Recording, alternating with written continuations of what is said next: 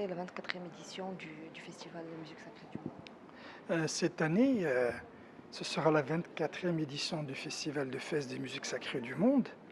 Et nous avons choisi, en ce qui concerne la thématique de cette année, de célébrer le renouveau de la Médina de Fès. Vous savez, c'est une vision, une orientation de Sa Majesté le Roi, que Dieu l'assiste. La Médina de Fès, depuis quelques années, a connu une profonde restauration de ce monument, qui se poursuit d'ailleurs. Et c'est cette restauration, ce renouveau exceptionnel de la Médina que nous souhaitons mettre en avant durant cette édition.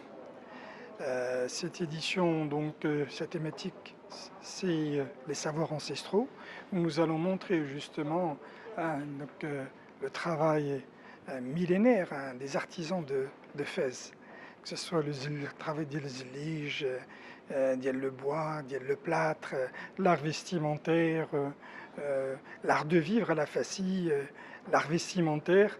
Et c'est extrêmement important justement la mise en avant de ce renouveau.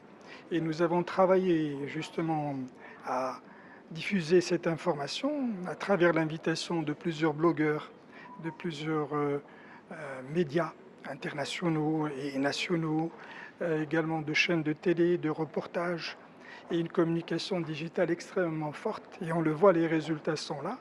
L'activité touristique de Fès a connu en 2017 la plus forte progression du pays au niveau national. Et pour la première fois, le cap du million de passagers a été dépassé par l'aéroport de Fès. Et aujourd'hui, l'aéroport de Fès est en 4e position sur le plan national.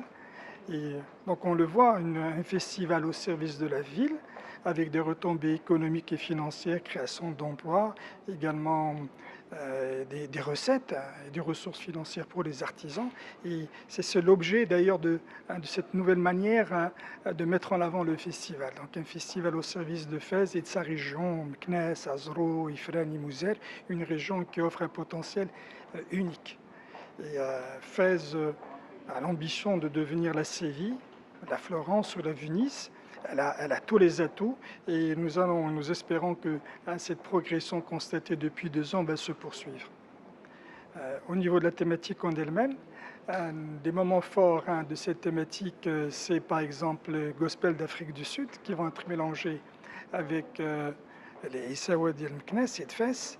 C'est également, et c'est l'Espagne qui est le pays à l'honneur cette année, un spectacle exceptionnel de Jordi Savall avec c'est Ibn Battuta, voyageur de l'islam. Vous avez également l'Afrique soufie, un magnifique spectacle avec une composition, le soufisme d'Afrique noire, également des pays du Moyen-Orient, du Maroc.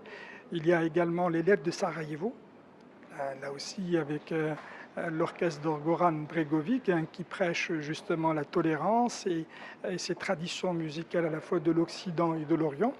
Donc on le voit, un programme extrêmement riche. Et également, durant le festival, comme vous le savez, se tient le forum de Fès, où plusieurs chercheurs, philosophes, écrivains vont se pencher justement sur cette thématique des savoirs ancestraux.